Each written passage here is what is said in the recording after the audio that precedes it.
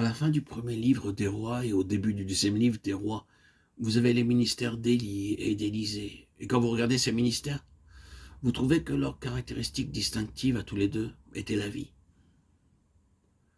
Je ne vais pas considérer tous les épisodes, mais juste en voir la finalité.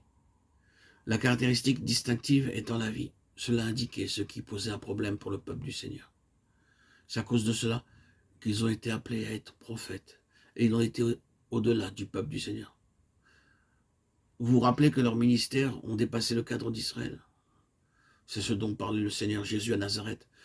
Je vous le dis en vérité, il y avait plusieurs veuves en Israël du temps d'Élie, lorsque le ciel fut fermé 3 ans et 6 mois, et qu'il y eut une grande famine sur toute la terre. Et cependant, Élie ne fut envoyé vers aucune d'elles, si ce n'est vers une femme veuve à Sarepta, dans le pays de Sidon.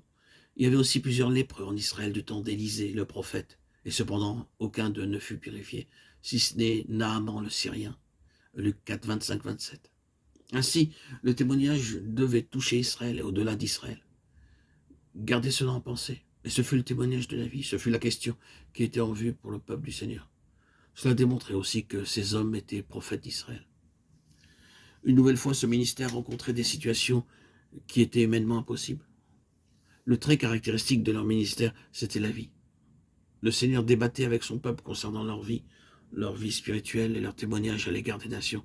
C'était une question de vie dans le ministère pour établir ce témoignage. Et il devenait nécessaire qu'ils soient continuellement confrontés à des situations humainement impossibles et qui ne pourraient être réglées que d'une manière divine. Maintenant, dans ces deux hommes, bien sûr, vous avez en type Christ et l'Église. Christ est représenté par Élie, parvenant finalement au Jourdain et du Jourdain allant vers la gloire. Et lors de son ascension, son manteau tomba sur son successeur. L'Église est représentée par Élisée, saisissant le ministère du Seigneur, glorifié et élevé dans la puissance de son esprit, accomplissant ses propres paroles. En vérité, je vous le dis, celui qui croit en moi fera aussi les œuvres que je fais. Il en fera de plus grandes parce que je m'en vais au Père. Jean 14, 12. Que représente Élisée?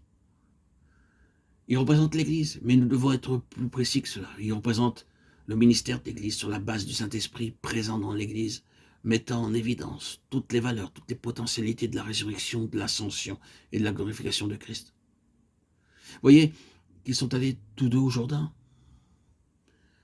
Ils ont tous les deux traversé le Jourdain, l'un avec l'autre en employant le langage du Nouveau Testament l'un dans l'autre. Sur l'autre rive du Jourdain a eu lieu la glorieuse ascension du Maître. Alors le successeur, amassant le manteau, recevant l'Esprit, s'est mis en marche pour manifester la puissance et les puissantes vertus de la vie de résurrection.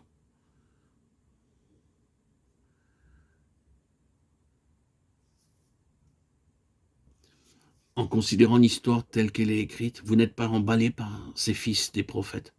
Cependant, il typifie quelque chose. Il représente ceux qui serviront parmi le peuple du Seigneur en relation avec cette énergie de l'Esprit qui est présentée dans Élisée. Ceux qui, parmi le peuple du Seigneur, servent pour le témoignage de Jésus, pour le témoignage de sa vie ressuscitée. C'est très simple.